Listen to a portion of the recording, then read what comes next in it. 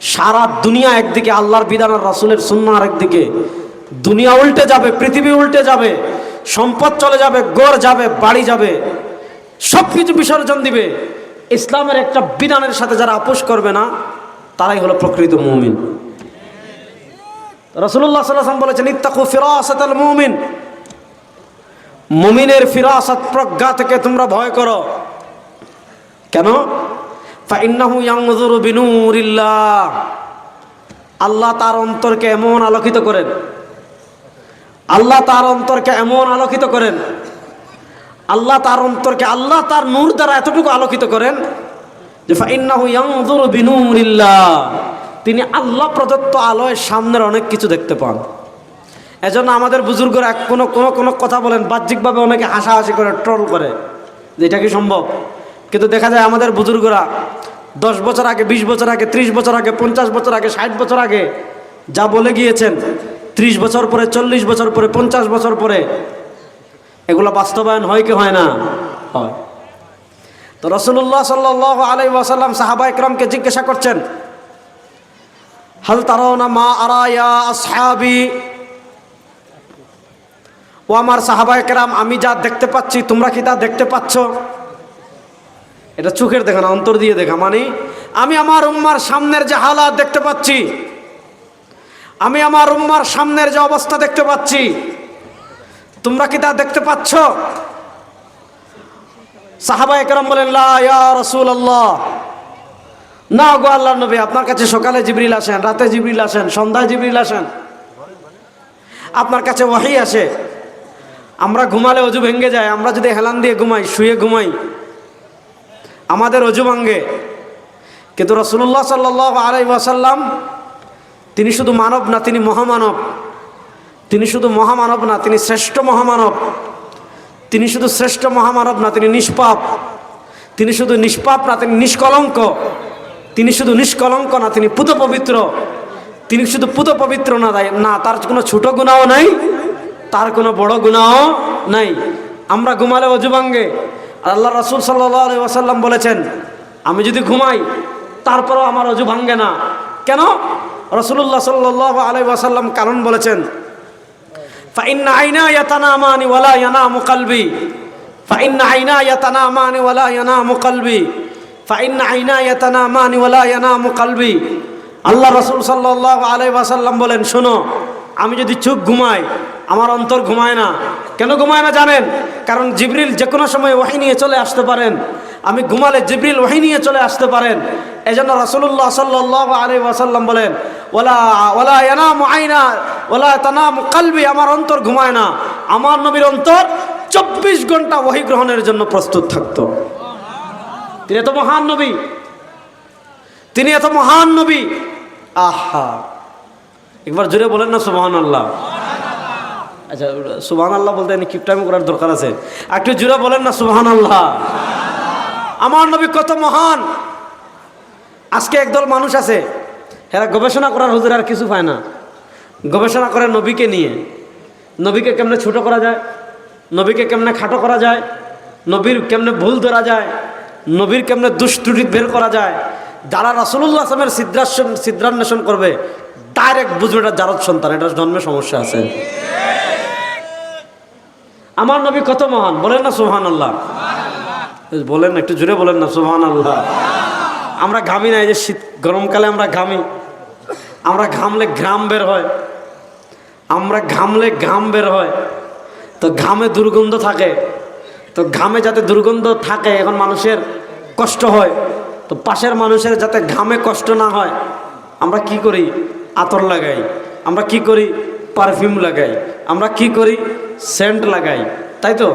এরপরেও দেখা যায় এমন উৎকট ঘামের গন্ধ এরপরেও আসে যে আতর লাগানোর পরেও, পারফিউম লাগানোর পরও, হ্যাঁ, দামি সেন্ট লাগানোর পরও দেখা যাচ্ছে দুর্গন্ধ যায় না। আর সাহাবায়ে কেরাম অপেক্ষা করতেন কখন আল্লাহ রাসূল সাল্লাল্লাহু আলাইহি ওয়াসাল্লাম একটু ঘামবেন। ইমাম তিরমিজি রহমতুল্লাহ আলাইহি আর শামাইলুল মুহাম্মাদিয়া, যেটাকে বলে শামাইলে তিরমিজি, সেখানে বর্ণনা এনেছেন হযরত আসমা রাদিয়াল্লাহু তাআলা আনহার। উনি বলেন, আমি আমার একটা শিশিতে রাসূলুল্লাহ সাল্লাল্লাহু আলাইহি ওয়াসাল্লামের ঘাম মুবারক সংরক্ষণ করে রেখেছিলাম। হযরত আসমা রাদিয়াল্লাহু তাআলার কাছে একটা শিশু মুবারকে রাসূলুল্লাহ সাল্লাল্লাহু আলাইহি ওয়াসাল্লামের গাম মুবারক তিনি সংরক্ষণ করে রেখেছেন। তিনি বলেন, আরবে যখন কোনো পার্টি হয়, যখন কোনো বিয়ের দাওয়াত হয়, যখন আমি অন্য কারো বাড়িতে যাই, তো সাধারণতভাবে দাওয়াত খেতে গেলে মানুষ আতর লাগিয়ে যায়, সুগন্ধি লাগিয়ে যায়।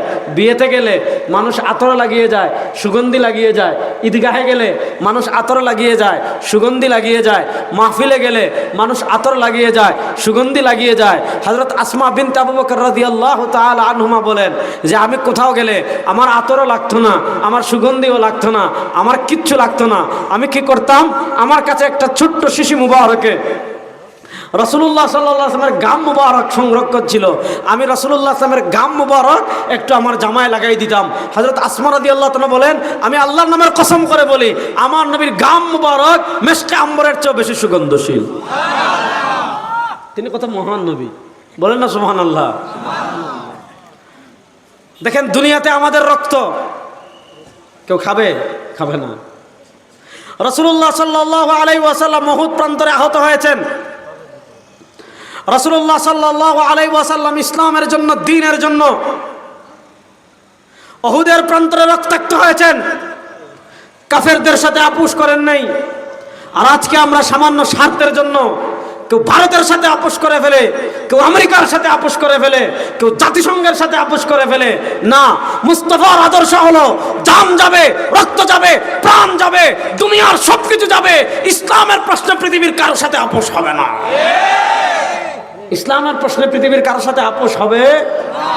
রাসূলুল্লাহ সাল্লাল্লাহু আলাইহি ওয়াসাল্লাম, মনিটরটা একটু কমাই দেন ভাই। হ্যাঁ, রাসূলুল্লাহ সাল্লাল্লাহু আলাইহি ওয়াসাল্লাম উহুদ প্রান্তরে আহত হয়েছেন। ইকো কমাই দেন, হ্যাঁ, প্রতিধ্বনি যেন না হয়। রাসূলুল্লাহ সাল্লাল্লাহু আলাইহি ওয়াসাল্লামের চেহারা মুবারক থেকে রক্ত পড়ছে। হযরতে মালিক ইবনে সিনান রাদিয়াল্লাহু তাআলা আনহু, হযরতে মালিক ইবনে সিনান রাদিয়াল্লাহু তাআলা আনহু, হযরতে মালিক ইবনে সিনান রাদিয়াল্লাহু তাআলা আনহু দূর থেকে দেখেন রাসূল করিম সাল্লাল্লাহু আলাইহি ওয়াসাল্লামের চেহারা মুবারক দিয়ে রক্ত পড়ছে। হযরতে মালিক ইবনে সিনান রাদিয়াল্লাহু তাআলা দৌড় দিয়ে এসে রাসূল করিম সাল্লাল্লাহু আলাইহি ওয়াসাল্লামের চেহারা মুবারকে মুখ লাগিয়ে আল্লাহ রাসূল সাল্লাল্লাহু আলাইহি ওয়াসাল্লামের রক্ত পান করে ফেলেছেন। আল্লাহ রাসূল বলেন, ও মালিক ইবনে সিনান, আমার রক্ত তোমার শরীরে প্রবেশ করার সাথে সাথে আল্লাহ তাআলা চিরদিনের জন্য তোমার উপর জাহান্নামের আগুনকে হারাম করে দিয়েছেন। তিনি আমাদের নবী, বলেন না সুবহানাল্লাহ। ভাই, কিছু সাতক্ষীরার মানুষ কিপটামি করার দরকার আছে, বলেন না সুবহানাল্লাহ। আরে ভাই, রাসূলুল্লাহ সাল্লাল্লাহু আলাইহি ওয়াসাল্লাম বলেছেন সুবহানাল্লাহ ওয়াল হামদুলিল্লাহ তামলাউ মা বাইনাস সামাই ওয়াল আরদ। আমার কোন উম্মাহ যদি একবার বলে সুবহানাল্লাহ, আমার কোন উম্মাহ যদি একবার বলে আলহামদুলিল্লাহ, তাহলে আসমান জমিনের খালি যে মধ্যবর্তী যে জায়গা আছে সেই জায়গাটা আল্লাহ নেকি দিয়ে ভরে দেন। সুবহানাল্লাহ। এবার একবার বলেন আলহামদুলিল্লাহ। আমার নবী কেমন নবী! আল্লাহু আকবার। কোরআনুল কারীমে আল্লাহ তাআলা ইউসুফের সৌন্দর্যের বর্ণনা দিয়েছেন। ইউসুফের সৌন্দর্যে মুগ্ধ হয়ে মিশরের মহিলারা হাত কেটে ফেলেছিল, অর্থাৎ তারা ছুরি দিয়ে ফল কাটছিল। ছুরি দিয়ে ফল কাটার সময় তাদের সামনে ইউসুফ চলে আসছেন। ইউসুফ আলাইহিস সালামের সৌন্দর্যে তারা এতটা মুগ্ধ হয়েছে যে ইউসুফ আলাইহিস সালামের সৌন্দর্যে মুগ্ধ হয়ে, অর্থাৎ হাতে তো ছুরি, আরেক হাতে ফল, এক হাতে ফল আরেক হাতে ছুরি, ফল কাটতেছিল। যখন ইউসুফ আলাইহিস সালাম বের হয়েছেন, ইউসুফ আলাইহিস সালাম বের হওয়ার সাথে সাথে এতটা মুগ্ধ হয়ে তার দিকে তাকিয়েছে, ফল বাদ দিয়ে নিজের হাত কেটে ফেলেছে। ইউসুফ এত সুন্দর ছিলেন। আর আমার নবী কেমন ছিলেন? আম্মাজান আয়েশা রাদিয়াল্লাহু তাআলা আনহা বলেছেন, আম্মাজান আয়েশা রাদিয়াল্লাহু তাআলা আনহা বলেছেন, আম্মাজান আয়েশা রাদিয়াল্লাহু তাআলা আনহা বলেছেন, মিসরের মহিলারা ইউসুফের সৌন্দর্য দেখে হাত কেটেছে। তারা যদি আমার ঘরে যে সূর্য উদিত হয়, তারা যদি বিশ্বনবী ইমামুল আম্বিয়া তাজদারে মদিনা জনাবে মুহাম্মদুর রাসূলুল্লাহ সাল্লাল্লাহু আলাইহি ওয়াসাল্লামের সৌন্দর্য দেখতো, তাহলে হযরতে আম্মাজান আয়েশা বলেন, লাকাত তানা জাবিনাহু, আরে তারা ইউসুফের সৌন্দর্যে মুগ্ধ হয়ে হাত কেটেছে। আর ওই মিশরের মহিলারা যদি আমার দয়াল নবীর সৌন্দর্য দেখতো, প্রত্যেকে তাদের কলিজা কেটে ফেলতো। হযরত জাবের রাদিয়াল্লাহু তাআলা বর্ণনা সুনান তিরমিজিতে আসছে। হযরত জাবের রাদিয়াল্লাহু তাআলা বলেন, খারাজতু লাইলাতাম মুখমিরা, একবার আকাশে পূর্ণিমার চাঁদ আর আমি রাসূল করিম সাল্লাল্লাহু আলাইহি ওয়াসাল্লামের সাথে হাঁটি। জাবের রাদিয়াল্লাহু তাআলা বলেন আকাশে এক পূর্ণিমার চাঁদ, আমি রাসূল করিম সাল্লাল্লাহু আলাইহি ওয়াসাল্লামের সাথে হাঁটি। ফারাআইতু মাররাতান ইলাল কমার ওয়া মাররাতান ইলা ওয়াজহি রাসূলিল্লাহি সাল্লাল্লাহু আলাইহি ওয়াসাল্লাম। জাবের রাদিয়াল্লাহু তাআলা বলেন আমি একবার পূর্ণিমার চাঁদের দিকে তাকাই, আরেকবার রাসূল করিম সাল্লাল্লাহু আলাইহি ওয়াসাল্লামের চেহারার দিকে তাকাই। জাবের রাদিয়াল্লাহু তাআলা বলেন আমি একবার পূর্ণিমার চাঁদের দিকে তাকাই, আরেকবার রাসূল করিম সাল্লাল্লাহু আলাইহি ওয়াসাল্লামের চেহারার দিকে তাকাই। জাবের রাদিয়াল্লাহু তাআলা বলেন একবার পূর্ণিমার চাঁদের দিকে তাকাই, আর আরেকবার রাসূল করিম সাল্লাল্লাহু আলাইহি ওয়াসাল্লামের চেহারার দিকে তাকাই। হযরত জাবের বলেন আমি দুইটার সাথে তুলনা করে আমি সিদ্ধান্তে উপনীত হলাম আমার নবীর চেহারা মোবারক পূর্ণিমার চাঁদের থেকেও বেশি সুন্দর।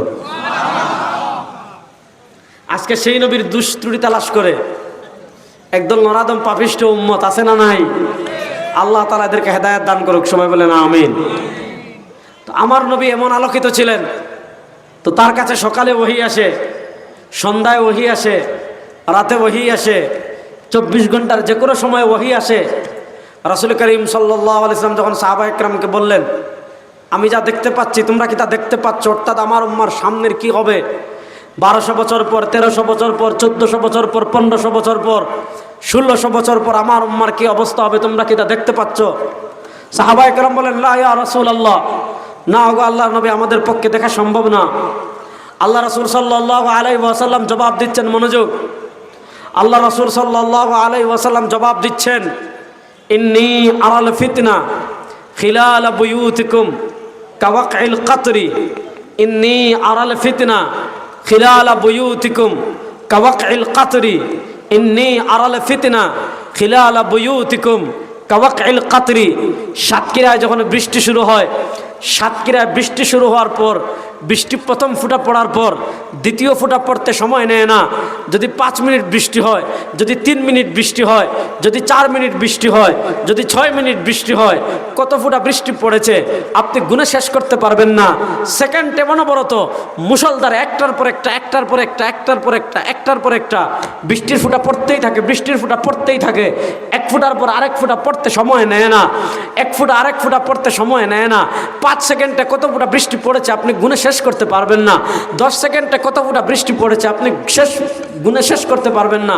আল্লাহ রাসূল সাল্লাল্লাহু আলাইহি ওয়াসাল্লাম বলেন আমি দেখতে পাচ্ছি আমরা দুনিয়া থেকে যাওয়ার পর আমার উম্মাহ এমন একটা সময়ে পৌঁছাবে, আমার উম্মাহ এমন একটা কালে পৌঁছাবে, আমার উম্মাহ এমন একটা যুগে পৌঁছাবে। রাসূলুল্লাহ সাল্লাল্লাহু আলাইহি ওয়াসাল্লাম বলেন ইন্নী আরাল ফিতনা, আমি ফিতনা দেখতে পাচ্ছি। ফিতনা কোথায়? খিলালা বুয়ুতিকুম, আমার উম্মার প্রত্যেকটা সদস্যের ঘরে ঘরে। রাসূলুল্লাহ সাল্লাল্লাহু আলাইহি ওয়াসাল্লাম বলেন আমি ফিতনা দেখতে পাচ্ছি আমার উম্মার প্রত্যেকটা সদস্যের ঘরে ঘরে। আমি ফিতনা দেখতে পাচ্ছি আমার উম্মার প্রত্যেকটা সদস্যের ঘরে ঘরে। আমি ফিতনা দেখতে পাচ্ছি আমার উম্মার প্রত্যেকটা সদস্যের ঘরে ঘরে। কার মতো? কাওয়াকিল কাতরি। কার মতো? কাওয়াকিল কাতরি। কার মতো? কাওয়াকিল কাতরি। আল্লাহ রাসূল সাল্লাল্লাহু আলাইহি ওয়াসাল্লাম বলেন বৃষ্টির ফোঁটার মতো অনবরত। মনোযোগ, রাসূলুল্লাহ সাল্লাল্লাহু আলাইহি ওয়াসাল্লাম বলেন আমি আমার উম্মার প্রত্যেকটা সদস্যের ঘরে ঘরে দেখতে পাচ্ছি বৃষ্টির ফোঁটার মতো একটার পর একটা ফিতনা আসতে থাকবে। উম্মা একটা ফিতনা মোকাবেলা করতে পারে নাই, আরেকটা আসবে, আরেকটা মোকাবেলা করতে পারে নাই, আরেকটা আসবে, আরেকটা মোকাবেলা করতে পারে নাই, আরেকটা আসবে। অর্থাৎ বৃষ্টি যেমন অনবরত পড়তে থাকে এই উম্মাকে চতুর্দিক থেকে বৃষ্টির মতো ফিতনা ঘিরে ফেলবে। আর ফিতনা যখন ঘিরবে আমাদের অবস্থা কি হবে? মনোযোগ, ফিতনা যখন ঘিরবে আমাদের অবস্থা কি হবে? সুনানুত তিরমিজির আরেকটা বর্ণনা শোনাই। ইমাম তিরমিজি সুনানুত তিরমিজিতে এনেছেন, হাকিম নিশাপুরি আল মুস্তাদরাক আলা সহিহাইনে এনেছেন। আরেকটা বর্ণনা শোনাই, শুনেন। আল্লাহ রাসূল সাল্লাল্লাহু আলাইহি ওয়াসাল্লাম বলেন বাদিরু বিল আমাল ইউগশিল ফিতনা কা কিতাইল লাইলিল মুযলিম ইউসবিহু আর-রাজুলু ফিহা মুমিনা ওয়া ইউমসি কাফিরা ওয়া ইউমসি মুমিনান ওয়া ইউসবিহু কাফিরা ওয়া ইয়াবিউ দীনাহু বিআরাদিন মিনাদ দুনিয়া। আল্লাহ রাসূল সাল্লাল্লাহু আলাইহি ওয়াসাল্লাম বলেন আমার উম্মতেরা শুনো, বাদিরু বিল আমাল, বাদিরু বিল আমাল, বাদিরু বিল আমাল, আমলের দিকে। মন গড়া আমল না। রাসূলুল্লাহ সাল্লাল্লাহু আলাইহি ওয়াসাল্লাম, সাহাবায়ে কেরাম, তাবিঈন, তবে তাবিঈন, আইম্মায়ে মুজতাহিদিন, ইসলামের একটা স্বীকৃত ধারা আছে, ভালো করে বুঝবেন। আপনি নিজে বাংলা কোরআন শরীফ পড়ছেন, বাংলা কোরআন শরীফ পড়ে আপনি একটা জিনিস বুঝছেন, এটার নাম ইসলাম না। আপনি বাংলা বুখারী শরীফ পড়ে একটা জিনিস বুঝছেন, এটার নাম ইসলাম না।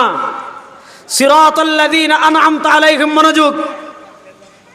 আমরা জান্নাতে যেতে চাই কি চাই না? মাত্র 4-5 জন। আমরা জান্নাতে যেতে চাই কি চাই না? দেখি জান্নাতে যেতে কারা কারা চাই, দেখি একটু হাত তুলিতে সবাই। আমরা জান্নাতে যেতে চাই কি চাই না? এখন আল্লাহ তাআলা আমাদেরকে কোরআন কারীমে শিখাচ্ছেন, ইহদিনাস সিরাতাল মুস্তাকিম। মনোযোগ, ইহদিনাস সিরাতাল মুস্তাকিম। আল্লাহ আমাদেরকে সিরাতে মুস্তাকিমের পথ দেখান, জান্নাতের পথ দেখান। এখন দুনিয়াতে জান্নাতের পথ কেমনে চিনবেন? আপনি না হয়, আমরা যখন এখানে আসছি ঢাকার থেকে, প্রথমে ধরছি খুলনার রাস্তা, তো রাস্তায় বিভিন্ন বিলবোর্ড দেখায় যে গোপালগঞ্জ এদিকে, খুলনা এদিকে, তো আমরা এদিকে আসি। খুলনা এসে ধরছি চুকনগর, চুকনগর এসে ধরছি সুভাষিনী, সুভাষিনী সে থেকে এদিকে আসছি। প্রত্যেক জায়গায় চিহ্ন আছে, পথ তো অনেক। এখন কোনটা চুকনগরের পথ চিহ্ন দেখে চিনা যায়। এবার প্রশ্ন হলো, দুনিয়াতে পথ তো অনেক। হিজবুত তাওহীদ একদিকে ডাকে, কওমি হুজুররা একদিকে ডাকে, জামাতে ইসলাম একদিকে ডাকে, হিজবুত তাহরীর একদিকে ডাকে, সালাফিরা একদিকে ডাকে, আটরশি একদিকে ডাকে, দেওয়ানবাগি একদিকে ডাকে, রাজারবাগি একদিকে ডাকে। প্রশ্ন হলো, জান্নাতের পথের চিহ্ন কি দিয়ে লাগাবেন? আল্লাহ তাআলা বলেন সিরাতাল্লাযীনা আনআমতা আলাইহিম। আল্লাহ তাআলা জান্নাতের পথের নিশানা লাগিয়ে দিচ্ছেন।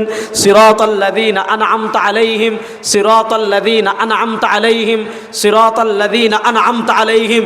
জান্নাতের পথের নিশানা হলো, দেখো তুমি যেই পথে চলছো ওই পথে আল্লাহর নিয়ামত প্রাপ্ত বান্দারা চলেছেন কিনা।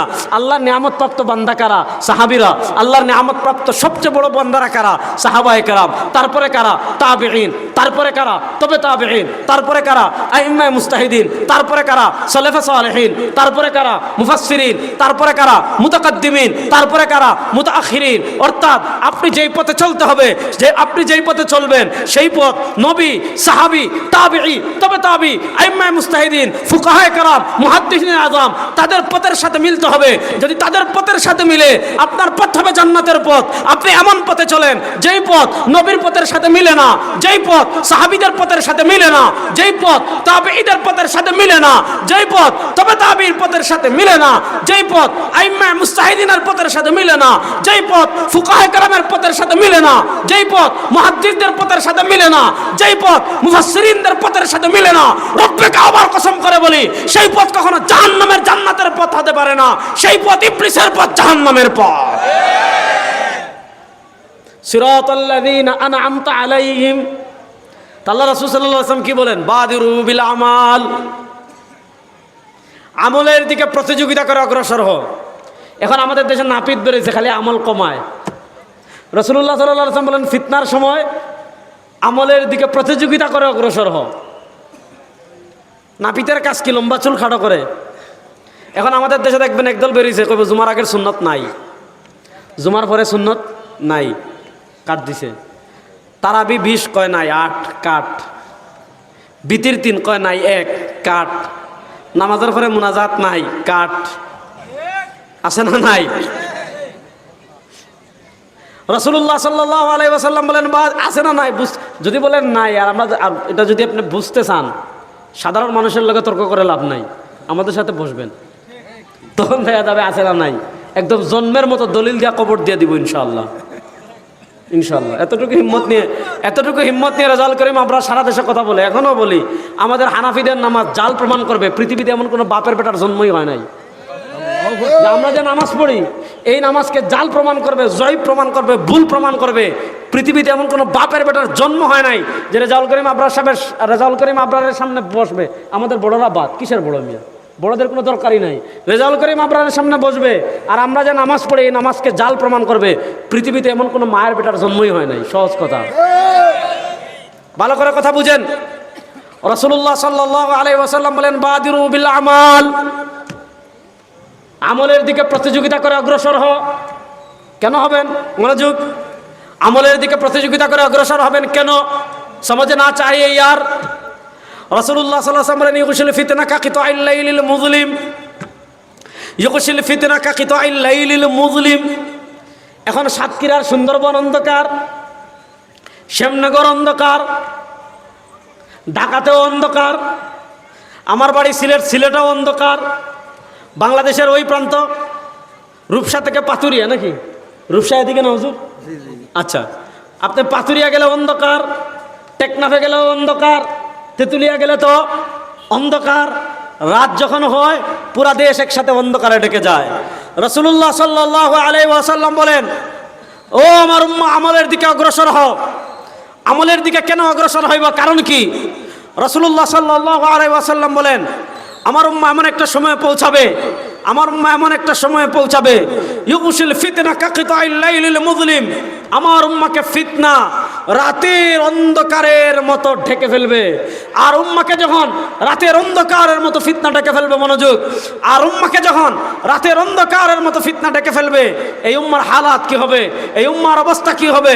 ইউসবিহুর রাজুলু ফিহা মুমিনা, একজন মানুষ সকালে মুসলমান থাকবে, ওয়া ইউমসি কাফিরা, বিকেল পেরিয়ে সন্ধ্যা হওয়ার আগে সে কাফের হয়ে যাবে। ওয়া ইউমসি মুমিনা, একজন মুসলমান বিকেলে মুসলমান থাকবে, ওয়া ইউসবিহু কাফিরা, রাত পেরিয়ে পরের দিন সকাল হওয়ার আগে সে কাফের হয়ে যাবে। অর্থাৎ সকালে থাকবে মুসলমান, দুপুর পেরিয়ে সন্ধ্যা হওয়ার আগে সে কাফের হয়ে যাবে। সন্ধ্যায় থাকবে মুসলমান, রাত পেরিয়ে পরের দিন সকাল হওয়ার আগে সে কাফের হয়ে যাবে। প্রশ্ন হলো, কি এমন হবে যে সকালে মুসলমান বিকেলে কাফের, বিকেলে মুসলমান সকালে কাফের? কি এমন হবে, কারণ কি? আল্লাহ রাসূল সাল্লাল্লাহু আলাইহি ওয়াসাল্লাম কারণ বলেন, ইয়াবিউ দীনাহু বিআরাদিন মিনাদ দুনিয়া, ইয়াবিউ দীনাহু বিআরাদিন মিনাদ দুনিয়া, দুনিয়ার সামান্য স্বার্থে, দুনিয়ার সামান্য মূল্যে, সামান্য চাকরির জন্য, সামান্য টাকার জন্য, সামান্য পয়সার জন্য, সামান্য নেত্রীর জন্য, সামান্য নেতৃত্বের জন্য, সামান্য মেম্বারের জন্য, সামান্য এমপিত্বের জন্য, সামান্য জায়গার জন্য, সামান্য স্ত্রীর জন্য, সামান্য স্বার্থে ইয়াবিউ দীনাহু, মানুষ তার দিনকে বিক্রি করে দিবে বিআরাদিন মিনাদ দুনিয়া, দুনিয়ার সামান্য মূল্যে মানুষ তার কি বিক্রি করে দিবে? দিন বিক্রি করে দিবে। এজন্য শুনেন, ফিতনার সময় আমাদের সবচেয়ে বড় করণীয় কি? মনোযোগ, ফিতনার সময় আমাদের সবচেয়ে বড় করণীয় হলো ঈমানের হেফাজত। বলেন, ফিতনার সময় আমাদের সবচেয়ে বড় করণীয় কি? ঈমানের হেফাজত। আপনার সাতক্ষীরার মানুষ মনে হয় ক্লান্ত হয়ে গেছেন নাকি? তাহলে একটু কথা বলেন, ফিতনার সময় আমাদের সবচেয়ে বড় করণীয় কি? ঈমানের হেফাজত। ঈমানের হেফাজত। বলেন, ফিতনার সময় আমাদের সবচেয়ে বড় করণীয় কি? ঈমানের হেফাজত। ঈমানের হেফাজত। কেন ঈমানের হেফাজত? ভাই, আপনার মনে করেন শ্যামনগরে, শ্যামনগর না, আপনি মনে করেন চুকনগরে অথবা আপনার পাশের বড় বাজারে দোকান আছে, ভালো করে পয়েন্টটা বুঝবেন, মা বোনরাও শুনবেন। দোকান আছে স্বর্ণের, আপনার মার্কেটে আগুন লেগে গিয়েছে, 4-5 মিনিটের মধ্যে আপনার দোকানে আগুন লেগে যাবে। আপনার হাতে সময় আছে মাত্র 4-5 মিনিট। আপনি কি করবেন? তখন ফ্যান খুলতে লাগবেন না, আপনি কি তখন বাতি খুলতে লাগবেন না, আপনি তখন এসি খুলতে লাগবেন না, আপনি তখন এই চেয়ার বের করতে চাইবেন না। আপনার কাছে যদি যখন আগুন লেগে যাবে, আপনার কাছে যদি 4 মিনিট সময় থাকে, আপনি একটা গামছা নেবেন, গামছা না থাকলে পরনের জামা খুলবেন, জামা খুলে বিছাবেন, তারপর যত স্বর্ণ আছে সব স্বর্ণ বাঁধবেন, সব স্বর্ণ বাইটা ক্যাশ টান দিবেন, টাকাটা আর মোবাইলটা নিয়ে বের হয়ে চলে যাবেন। ফ্যান জ্বলে যাবে, এসি জ্বলে যাবে, কাঠ জ্বলে যাবে, ডেকোরেটর জ্বলে যাবে, পাপুস জ্বলবে। আপনি জানেন যে স্বর্ণটা নিয়ে যদি বের হতে পারি, টাকাটা নিয়ে বের হতে পারি, আরেক জায়গায় দোকান নেব, কিছুটা লস হবে, কিন্তু স্বর্ণ যদি সব পুড়ে যায় তাহলে তো সব শেষ। তাহলে আপনার যখন ঘরে আগুন লাগে, আগে সবচেয়ে দামি জিনিসটা বের করেন, ওইটা হেফাজত করে পরে সময় থাকলে অন্য জিনিসটা হেফাজত করেন। তাহলে যখন চতুর্দিক থেকে আমাদের ফিতনা ঘিরে ফেলবে, মনোযোগ, যখন চতুর্দিক থেকে আমাদেরকে ফিতনা ঘিরে ফেলবে, আবার বলি, যখন চতুর্দিক থেকে আমাদেরকে ফিতনা ঘিরে ফেলবে, আবার বলি, যখন চতুর্দিক থেকে আমাদেরকে ফিতনা ঘিরে ফেলবে, তখন সবচেয়ে বেশি গুরুত্ব দিয়ে, আবার বলি, তখন সবচেয়ে বেশি গুরুত্ব দিয়ে, আবার বলি, তখন সবচেয়ে বেশি গুরুত্ব দিয়ে যেই জিনিসটা হেফাজত করতে হবে, ওই জিনিসের নাম ঈমান। বলেন, ওই জিনিসের নাম? সবার মুখ থেকে আওয়াজ শুনতে চাই, ওই জিনিসের নাম? আরো জোরে শুনতে চাই, ওই জিনিসের নাম? আমি যুবকদের মুখ থেকে উচ্চ কণ্ঠে শুনতে চাই, ওই জিনিসের নাম? এখন বলবেন, এই জিনিসকে সবচেয়ে গুরুত্বপূর্ণ হেফাজত কেন করতে হবে? প্রশ্নের উত্তর এক কথায় দেই, আমাদের আর নাস্তিকদের মধ্যে পার্থক্য কি? আমাদের আর নাস্তিকদের ভিতর পার্থক্য হলো, নাস্তিকেরা মৃত্যুর পরে আর কোনো জীবন বিশ্বাস করে না, আর আমরা বিশ্বাস করি মৃত্যুর পরে আরেকটা জীবন আছে না নাই? যুবকরা বলেন, মৃত্যুর পর আরেকটা জীবন আছে না নাই? শুধু আরেকটা জীবন নাই, মৃত্যুর পরে ঠিকানা দুইটা। দুনিয়াতে আপনি ভণ্ডামি করে কিছু ইসলাম মানেন, কিছু এইটা মানেন, কিছু এইটা মানেন, কিছু এইটা মানেন। কিয়ামতের মাঠে কোনো ভণ্ডামি চলবে না, ঠিকানা দুইটা, হয় জান্নাত না হয় জাহান্নাম। মনোযোগ, হয় জান্নাত না হয় জাহান্নাম।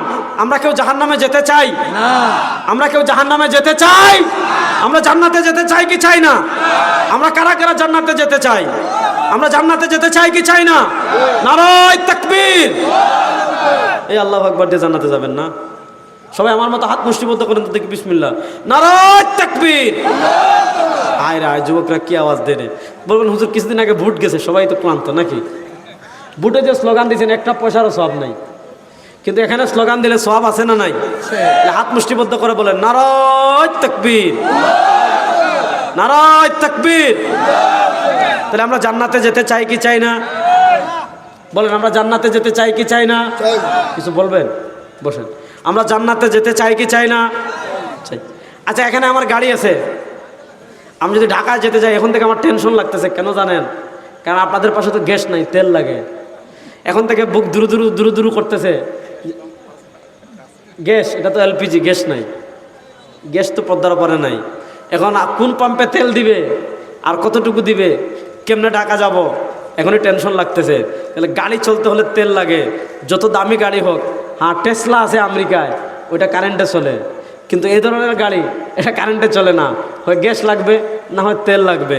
ঠিক তেমনিভাবে আমরা সবাই জান্নাতে যেতে চাই। মনোযোগ, আমরা সবাই জান্নাতে যেতে চাই।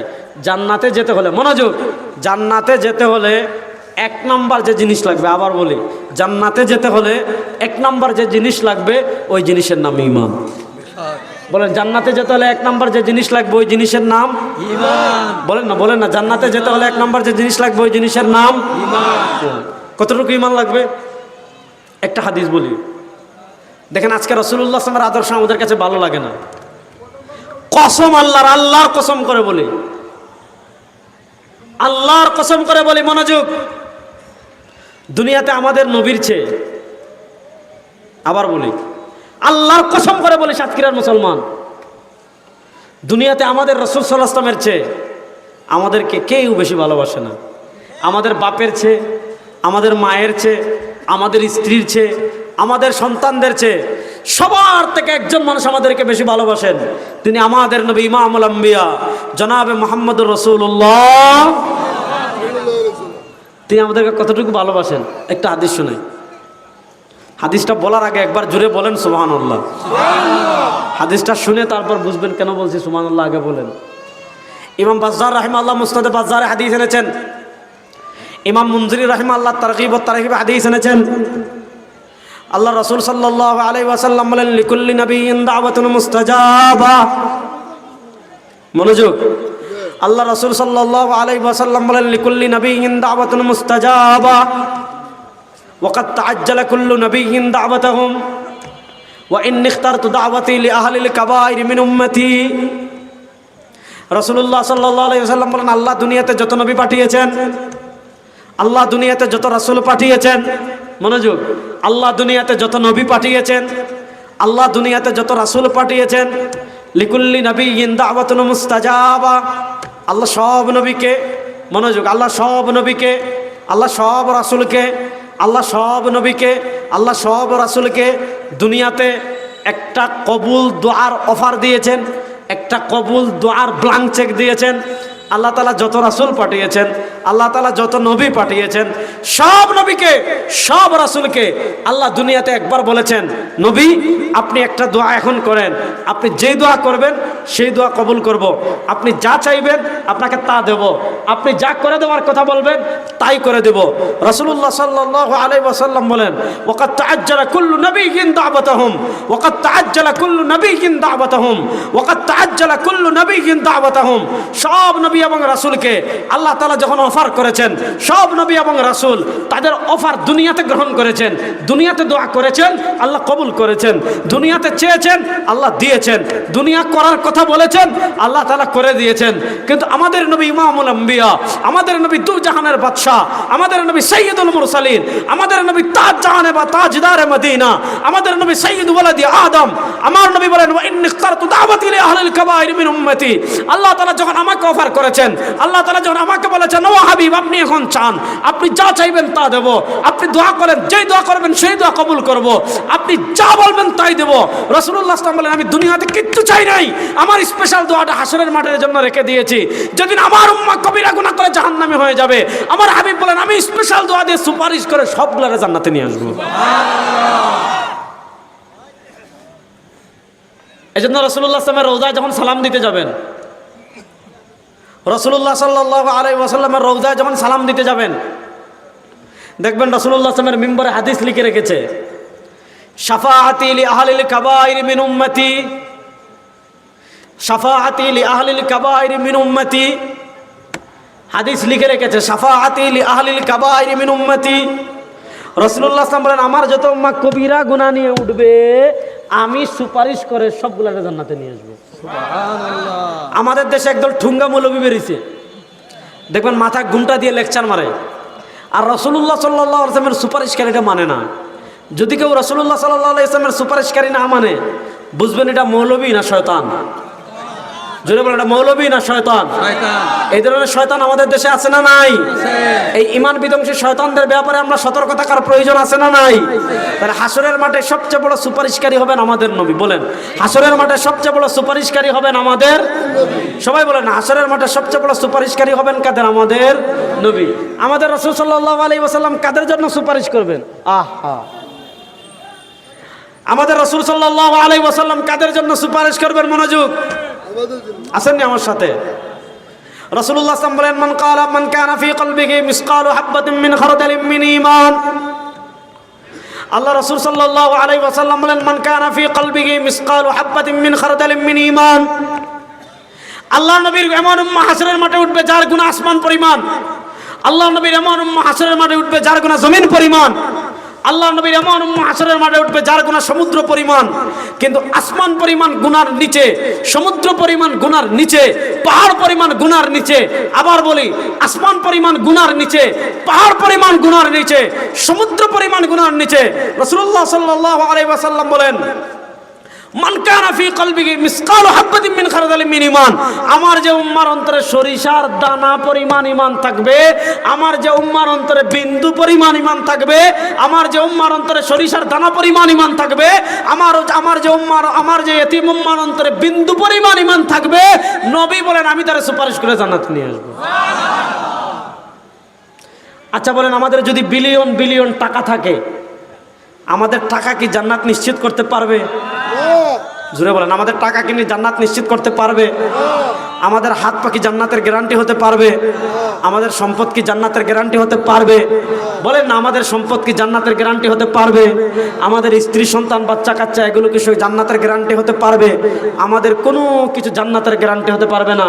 কিন্তু রাসূলুল্লাহ সাল্লাল্লাহু আলাইহি ওয়াসাল্লাম বলেছেন যদি বিন্দু পরিমাণ ঈমান নিয়ে, আবার বলি যদি বিন্দু পরিমাণ ঈমান নিয়ে কবরে আসতে পারে, রাসূলুল্লাহ সাল্লাল্লাহু আলাইহি ওয়াসাল্লাম বলেন একদিন না একদিন আমি তাকে সুপারিশ করে জান্নাতে নিয়ে আসবো।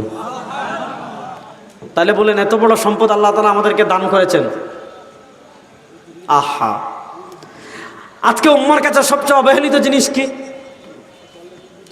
দেখেন, একটা মাসআলা বলি আপনারা উত্তর দিন। আপনাদের এই এলাকার নাম হলো কি? লাউতাড়া। লাউতাড়া এই মসজিদে, মনে করেন এই মসজিদে আজকে একজন মানুষ, মাসালাটা ভালো করে বুঝবেন, আজকে একজন মানুষ এশার নামাজ পড়তে শুরু করছেন, এক রাকাত পড়ছেন, ওনার ফোনটা উনি সাইলেন্ট করে নাই। এক রাকাত পড়ার পরেই ওনার ফোনটা ভাজা শুরু হয়েছে। একবার বাজছে, টিপ দিয়ে বন্ধ করছে, সাথে সাথে আবার বাজছে, আবার টিপ দিয়ে বন্ধ করছে, আবার রিংটোন আসছে, আবার বন্ধ করছে, আবার রিংটোন আসছে, আবার বন্ধ করছে। এক রাকাতে 10-15 বার আসছে, বেচারা পুরা বিরক্ত। দ্বিতীয় রাকাতে আবার যখন দাঁড়াইছে, আবার টেলিফোন বাজা শুরু হয়েছে, আবার বন্ধ করছে। এইভাবে বুট 2 রাকাতে 20-30 বার বেজে গেছে। 3 নম্বর রাকাতে দাঁড়ানোর পর ফোন বাজতেছে, উনি আর ধৈর্য ধরতে পারে নাই, সাথে সাথে মোবাইলটা বের করে ফোন রিসিভ করে, ওই অমুকের বাচ্চা অমুক, হাই তোর নামাজ দুজা নাই, বুঝছ না বেটা, ওয়াক্ত নামাজের সময় নামাজ পড়তেছি, একটু অপেক্ষা কর, 3 রাকাত পড়ে ফেলছি, আর 1 রাকাত বাকি আছে, 1 রাকাত শেষ করে আমি ফোন ব্যাক করতেছি, 5টা মিনিট ধৈর্য ধর। এভাবে ফোনে কথা বলে রেখে আবার নামাজ পড়তেছে। আপনারা মাসালা কি বলেন? নামাজ অবস্থায় কেউ যদি টেলিফোনে রিসিভ করে কথা বলে, তার নামাজ আছে না গেছে? মাসালা বলেন, তার নামাজ থাকবে না ভেঙে যাবে? তাহলে আমরা বুঝি নামাজ ভঙ্গের কারণ আছে। কেউ অজু করে এসি সাইডা নাক ডেকে ঘুমাইছে, অথবা কেউ অজু করে শরীর কেটে রক্ত বের হয়ে প্রবাহিত হয়ে গিয়েছে, কেউ অজু করে আবার পেশাব করেছে, কেউ অজু করে আবার পায়খানা করেছে। আপনারা কি বলেন? অজু করে কেউ পেশাব পায়খানা করলে, অজু করে মুখ ভরে কেউ বমি করলে, অজু করে কারো শরীর থেকে রক্ত বের হয়ে প্রবাহিত হয়ে গেলে, অজু করে কেউ যদি আপনার হেলান দিয়ে ঘুমিয়ে নাক ডাকে, অথবা কেউ শুয়ে ঘুমিয়ে যায়, আপনারা বলেন তার অজু থাকবে? থাকবে না। শুনেন, অজু ভঙ্গের কারণ আছে, নামাজ ভঙ্গের কারণ আছে। হ্যাঁ লিখবো, হ্যাঁ লিখবো। অজু ভঙ্গের কারণ আছে, নামাজ ভঙ্গের কারণ আছে। মনোযোগ, অজু ভঙ্গের কারণ আছে, নামাজ ভঙ্গের কারণ আছে, রোজা ভঙ্গের কারণ আছে। আবার বলি, অজু ভঙ্গের যেমন কারণ আছে, নামাজ ভঙ্গের যেমন কারণ আছে, রোজা ভঙ্গের যেমন কারণ আছে, হজ ভঙ্গের যেমন কারণ আছে। বলেন যুবকরা, অজু ভঙ্গের যেমন কারণ আছে, রোজা ভঙ্গের যেমন কারণ আছে, নামাজ ভঙ্গের যেমন কারণ আছে, হজ ভঙ্গের যেমন কারণ আছে।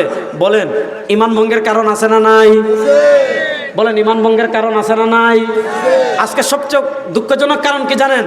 আজকে সবচেয়ে দুঃখজনক কারণ হলো উম্মাহ নামাজ ভঙ্গের কারণ জানে, উম্মাহ রোজা ভঙ্গের কারণ জানে, উম্মাহ অজু ভঙ্গের কারণ জানে, উম্মাহ হজ ভঙ্গের কারণ জানে, কিন্তু আজকে উম্মাহ ঈমানের ব্যাপারে এতটা উদাসীন, আজকে ঈমানের ব্যাপারে উম্মাহ এতটা গাফলতের চাদর মুড়ি দিয়ে ঘুমিয়ে আছে, উম্মাহ ঈমানের ব্যাপারে এতটা তারা একদম ভয়হীন হয়ে গিয়েছে যে আজকে উম্মাহ অজু ভঙ্গের কারণ এতটি বলতে পারে, রোজা ভঙ্গের কারণ এতটি বলতে পারে, নামাজ ভঙ্গের কারণ এতটি বলতে পারে, হজ ভঙ্গের কারণ এতটি বলতে পারে, কিন্তু উম্মাহর সদস্যরা আজকে বড় হচ্ছে, তাদেরকে যদি জিজ্ঞেস করেন ঈমান ভঙ্গের কারণ কয়টি, একজনও বলতে পারবে না। কেন? কারণ তার কাছে আজকে দুনিয়ার সবকিছু দামি হয়ে গিয়েছে। সে মনে করেছে ঈমান এটা শরবত, ভিতরে খাইছি আর বের হবে না, ঈমান এটা বিরিয়ানি, ভিতরে খাইছি আর বের হবে না, ঈমান এটা পানি, ভিতরে খাইছি বের হবে না। না ভাই, আপনার কিছু কথা এমন আছে যেই কথা বললে আপনার ঈমান থাকে না, কিছু কাজ এমন আছে যেই কাজ করলে আপনার ঈমান থাকে না, কিছু বিশ্বাস এমন আছে যে বিশ্বাস করলে আপনার ঈমান থাকে না। এবার বলেন কোন কথা বললে ঈমান যায়, কোন কাজ করলে ঈমান যায়, কোন বিশ্বাস লালন করলে ঈমান যায়? একজন মুসলমানের জন্য এগুলা জানা ফরজে আইন কিনা? একজন মুসলমানের জন্য এগুলা জানার প্রয়োজন আছে না নাই? সবগুলা বলবো না, শুধু একটা বলি আজকে। ঈমান ভঙ্গের একটা কারণ বলি, আমাদের ঈমানে মুফাসসাল আছে না নাই? আমানতু বিল্লাহি ওয়া মালাইকাতিহি ওয়া কুতুবিহি ওয়া রুসুলিহি ওয়াল ইয়াউমিল আখির ওয়াল কদরি খাইরিহি ওয়া শাররিহি মিনাল্লাহি তাআলা। মনোযোগ, ওয়াল কদরি খাইরিহি ওয়া শাররিহি মিনাল্লাহি তাআলা। ঈমানে মুফাসসালে আমরা বলি তাকদীরের ভালো মন্দের মালিক কে?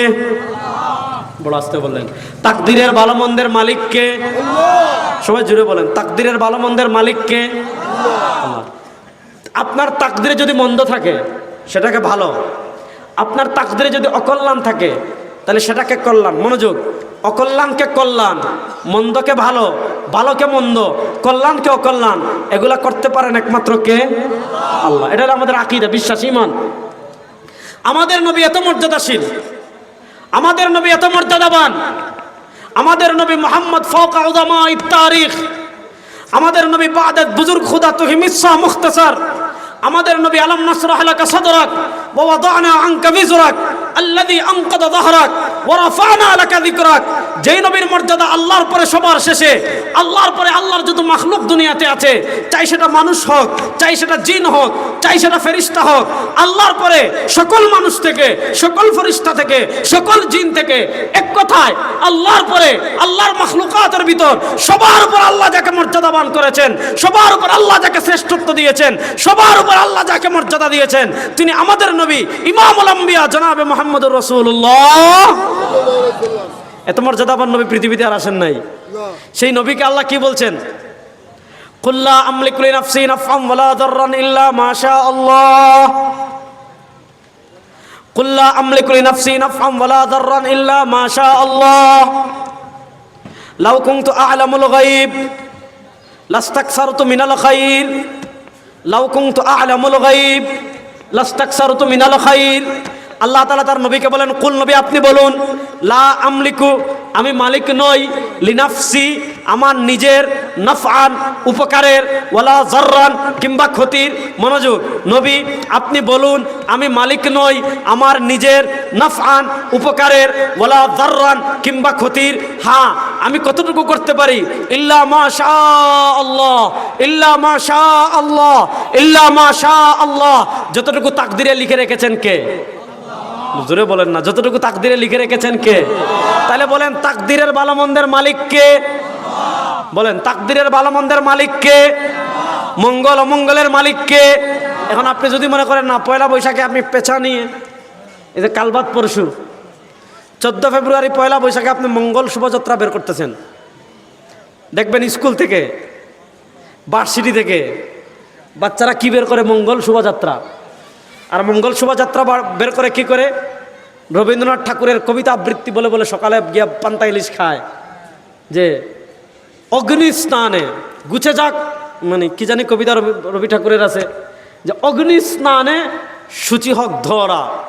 পয়লা বৈশাখের দিন বলে অগ্নি স্নান মানে আগুনের গোসলে, সূচি মানে পবিত্র হক, ধরা মানে পৃথিবী। এই যারা হিন্দু আছে, যারা পৌত্তলিক আছে, যারা অগ্নি পূজক আছে, তারা মনে করে আগুন হলো পবিত্র করার ক্ষমতা রাখে।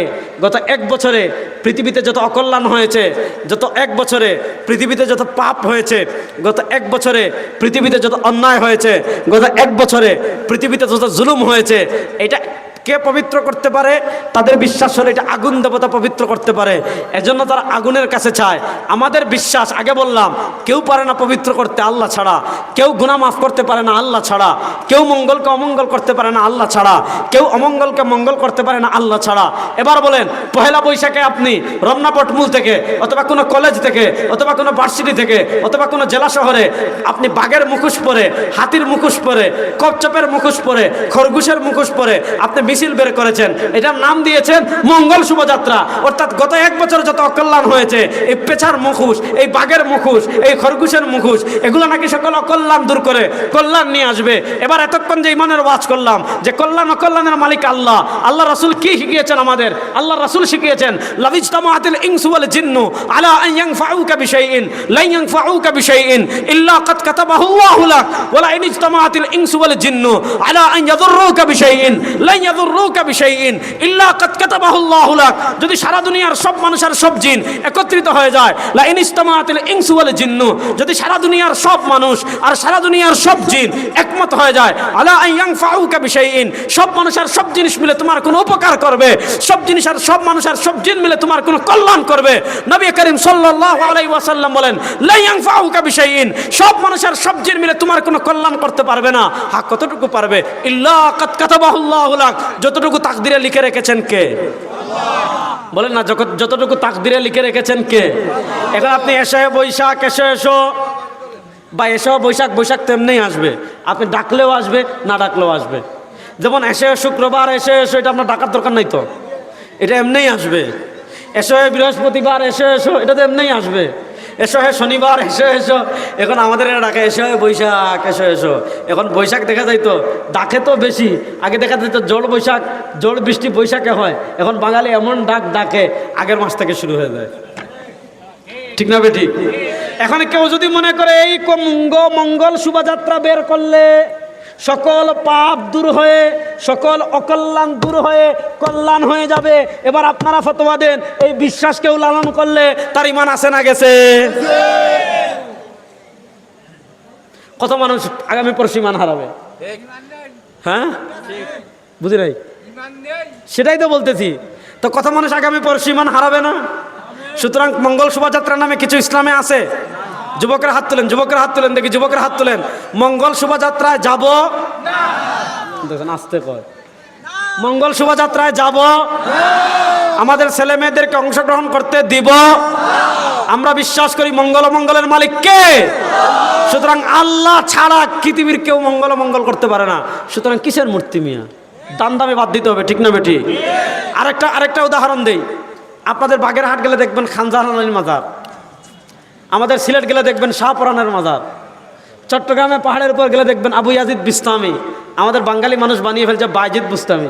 বায়েজিদ বুস্তামি নামে কোনো বুজুর্গ দুনিয়াতে নাই, উনি হলেন আবু ইয়াজিদ আল বিস্তামি। এই আবু ইয়াজিদ আল বিস্তামিকে বাঙালি বানাই ফেলছে বায়েজিদ বুস্তামি।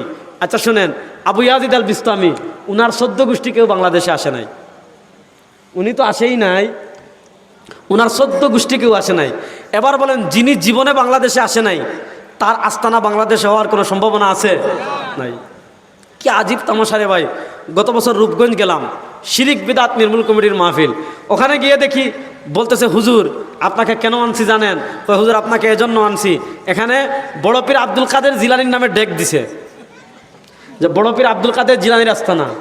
আব্দুল কাদের জিলানি কোথায় আর ডেক দিছে কোথায়? এই যে দেখেন আমাদের দেশে আপনার বাগেরহাটে গিয়ে কুমিরে ছাগল দে। হ্যাঁ বুঝি নাই।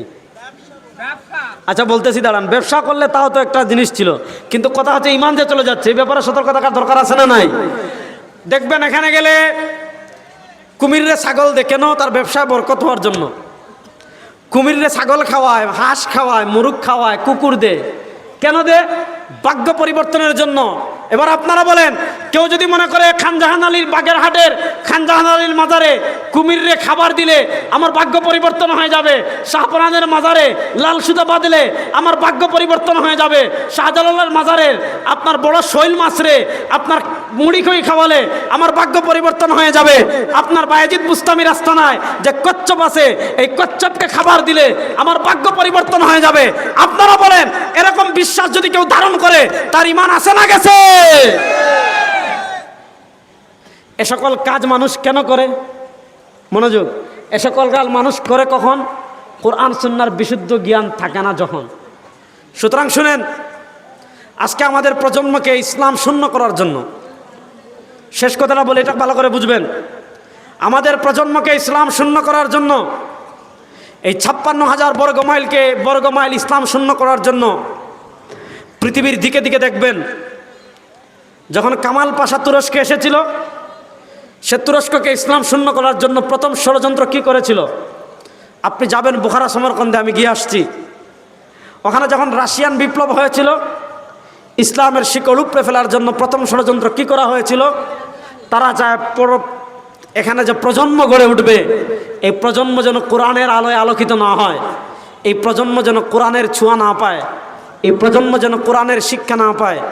এজন্য আমাদের উপমহাদেশে যখন ব্রিটিশ বিরোধী আন্দোলন হয়, ব্রিটিশ বিরোধী আন্দোলন 1857 সালে সিপাহী বিপ্লব যখন ব্যর্থ হয়ে গেল, সিপাহী বিপ্লব ব্যর্থ হয়ে যাওয়ার পর, মনোযোগ, সিপাহী বিপ্লব ব্যর্থ হয়ে যাওয়ার পর যখন আমাদের উলামায়ে কেরাম দেখলেন যে আর ব্রিটিশের সাথে জিহাদ করার মতো সামর্থ্য নাই, শক্তি নাই, অস্ত্র নাই, ব্রিটিশ শক্তিশালী হয়ে গিয়েছে, তখন তারা যদি স্বাধীন দেশ করতে নাও পারেন, কিন্তু তারা চলে যাওয়ার সাথে সাথে চেতনাটা যাতে বিলুপ্ত না হয়, এজন্য কাসিম নানতুবি রহমতুল্লাহ আলাইহি দারুল দেওবন্দ প্রতিষ্ঠা করেছিলেন।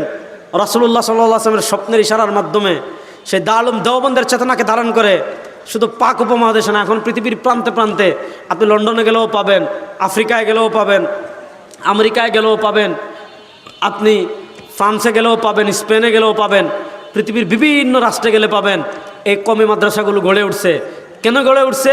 কারণ ব্রিটিশ ঔপনিবেশবাদদের পর থেকে ব্রিটিশরা বিদায় নিয়েছে, ঠিক, ব্রিটিশরা আমাদের উপমহাদেশ থেকে বিদায় নিয়েছে 1947 সালে, কিন্তু ব্রিটিশের শিক্ষা ব্যবস্থা এখনও আছে, ব্রিটিশের রাষ্ট্র পরিচালনা আইন এখনও আছে, ব্রিটিশের বিচার ব্যবস্থা এখনও আছে। এই ব্রিটিশ প্রবর্তিত শিক্ষা ব্যবস্থার বাইরে আমাদের বাচ্চারা দ্বীনি প্রকৃত ইলমটা কেমনে শিখতে পারে, শরিয়াটা কেমনে শিখতে পারে, ইসলামটা কেমনে শিখতে পারে, ইসলামের আলোটা কেমনে নিতে পারে, এজন্য আমাদের মহান বুজুর্গরা এই প্রান্তে প্রান্তে প্রান্তে প্রান্তে কওমি মাদ্রাসাগুলো করে গিয়েছেন। বলতে পারেন হুজুর এই মাদ্রাসাগুলোর লাভ কি? আপনি বাংলাদেশে থাকলে এই মাদ্রাসার লাভ বুঝতে পারবেন না। পৃথিবীর অন্যান্য অঞ্চলে যেখানে আধিপত্যবাদ ছিল, যেমন আমাদের এখানে ব্রিটিশ ছিল 191 বছর, আপনি তুরস্কে যান, ওখানে কামাল পাশার আধিপত্যবাদ, কামাল পাশার ক্ষমতার পর কী অবস্থা হয় দেখবেন। আপনি বুখারা সমরকন্দে যান, ওখানে যখন ব্রিটিশ মানে রাশিয়ান আগ্রাসন ছিল, এরপর কি অবস্থা হয় যে দেখবেন। ওখানের অবস্থা আর আমাদের অবস্থা মুয়াজানা করলে আপনি বুঝতে পারবেন মাদ্রাসাগুলো আসলে কি দিয়েছে। এই মাদ্রাসা কি করেছে, ব্রিটিশ কবলিত ভারত উপমহাদেশে ইসলামের আলোটা জ্বালিয়ে রেখেছে, কোরআনের আলোটা জ্বালিয়ে রেখেছে। এজন্য শুনেন, আমি সব জায়গায় বলি, আমাদের রাজনৈতিক দল কেউ বিএমপি করবে, কেউ ইসলামী আন্দোলন করবে, কেউ জামাত করবে, কেউ এনসিপি করবে, কেউ এটা করবে, কেউ এটা করবে। মাদ্রাসা সবার, দিন সবার, কোরআন সবার, সুন্নাহ সবার। শুনেন, আপনার সবাই জান্নাত তালাশ করতে হবে। এমন না যে শুধু আমি জান্নাতে যাব আর আপনি যাবেন না, শুধু আপনি যাবেন আর আমার লাগবে না। না, জান্নাতে যেতে হলে সবাই জান্নাতে সবার যাওয়া লাগবে। আর জান্নাতে যেতে হলে ঈমান লাগবে, আর ঈমান চিনতে হলে, ঈমান জানতে হলে, ঈমান সংরক্ষণ করতে হলে, ঈমান হেফাজত করতে হলে, ঈমান নিয়ে কবরে যেতে হলে বিশুদ্ধ ইলম লাগবে। বিশুদ্ধ ইলম ছাড়া ঈমানের হেফাজত করা যাবে না। আর বিশুদ্ধ ইলম শেখানো হয় কোথায়? বিশুদ্ধ ইলম শেখানো হয় মাদ্রাসায়। বিশুদ্ধ ইলম শেখানো হয় কোথায়? এজন্য আমি বলি নাই আপনার ছেলেকে আলেম বানান, দেখেন আমি বলি নাই আলেম বানান, আমার শব্দচয়নটা খেয়াল করেন। আমি বলি নাই আলেম বানান, না আলেম বানানোর দরকার নাই রে ভাই। আপনি যদি মনে করেন আলেম বানাবেন না, বানাবেন না। বাংলাদেশে যেই পরিমাণ আলেম আছে আলহামদুলিল্লাহ, আগামী 5-10 বছর কেউ আলেম না হলে সমস্যা নেই। আলেম সংকট পড়বে না হুজুর? পড়বে না, ইনশাআল্লাহ পড়বে না। আমি বলছি আপনার বাচ্চাকে দিন শিখান। বাচ্চাকে দিন শিখানো ফরজ, আলেম বানানো ফরজ না, কিন্তু দিন শিখানো ফরজ। বলেন না দিন শিখানো? মুরব্বীর একটু কথা বলেন না, দিন শিখানো? সবাই বলেন না দিন শিখানো? বলেন না দিন শিখানো ফরজ। এজন্য এখানে নুরানি আছে না হুজুর? আপনি মাত্র আপনাদের পায়ে ধরে বলে যাই, আপনি বাচ্চাকে স্কুলে দিবেন, পরে দেন, 1 বছর পরে দেন। বাচ্চার বয়স 4 বছর হয়েছে, স্কুলে 5 বছরের সময় দেন। বাচ্চার বছর 5 বছর হয়েছে, মা বোনদেরকে বলছে এই কথাটা শুনেন, বাচ্চার বয়স 5 বছর হয়েছে, স্কুলে দেন 6 বছরের সময়। একটা বছর এই যে মাদ্রাসায় তালিমুল কোরআন লাউতারা এখানে দেন, নুরানিতে কালেমাটা শিখবে, ইমানটা শিখবে, কোরআনটা শিখবে, ইমান ভঙ্গের কারণ শিখবে, দিন শিখবে, আরকানুল ইমান শিখবে, ইসলামের মৌলিক বেসিক জ্ঞানটা অর্জন করবে। এরপরে স্কুলে দেন। বড় ডাক্তার হোক, বড় ইঞ্জিনিয়ার হোক, বড় রাজনীতিবিদ হোক, যা ইচ্ছা তা হোক, 1 বছরে মৌলিক শিক্ষাটা শিখেছে, পরে সমস্যা নাই। কিন্তু প্রথম দিকে যদি মৌলিক শিক্ষাটা না শিখান, বড় হয়ে শিক্ষা করা কঠিন। এজন্য আমি শেষেই কথা বলে যাব, আপনারা মাদ্রাসা টাকা পয়সা দিচ্ছেন, আলহামদুলিল্লাহ, টাকা পয়সা দিবেন। এর চেয়ে বড় সহযোগিতা হলো আমাদের আগামী প্রজন্মের কাছে ইসলাম পৌঁছানোর জন্য, আমাদের আগামী প্রজন্মের কাছে দিন পৌঁছানোর জন্য, আমাদের আগামী প্রজন্মের কাছে শরিয়া পৌঁছানোর জন্য। আমি গত সপ্তাহে আমাদের চরমুনাই লক্ষ মানুষের সামনে বয়ানে বলেছি, ইসলাম বিরোধী শক্তিরা চায় আমাদের আগামী প্রজন্মের সিনাকে কোরআনের আলো থেকে বিচ্ছিন্ন করতে। আর আমরা চ্যালেঞ্জ হিসাবে নিয়েছি, আমাদের আগামী প্রজন্মের অন্তরকে আমরা কোরআনের আলোয় আলোকিত করবই করব ইনশাআল্লাহ। সুতরাং বাচ্চাদেরকে নুরানিতে দিবেন তো ইনশাআল্লাহ? কারা কারা নিয়ত করছেন দেখে একটু হাত তুলি তো ইনশাআল্লাহ। আল্লাহ তাআলা যে কথাগুলো বললাম আমাকে আপনাকে সবাইকে আমল করার তৌফিক দান করুন। হ্যাঁ, বসেন বসেন। আল্লাহ তাআলা যে কথাগুলো বলছে আমাকে আপনাকে সবাইকে আমল করার তৌফিক দান করুক। সবাই বলে না আমিন। এই মাদ্রাসা আপনারা জানেন এগুলো সরকারি অনুদানে চলে না। এই মাদ্রাসাগুলো আমার আপনার 2 টাকা, 5 টাকা, 10 টাকা, 20 টাকা, 30 টাকা, 50 টাকা, এই যে আমরা দান করি,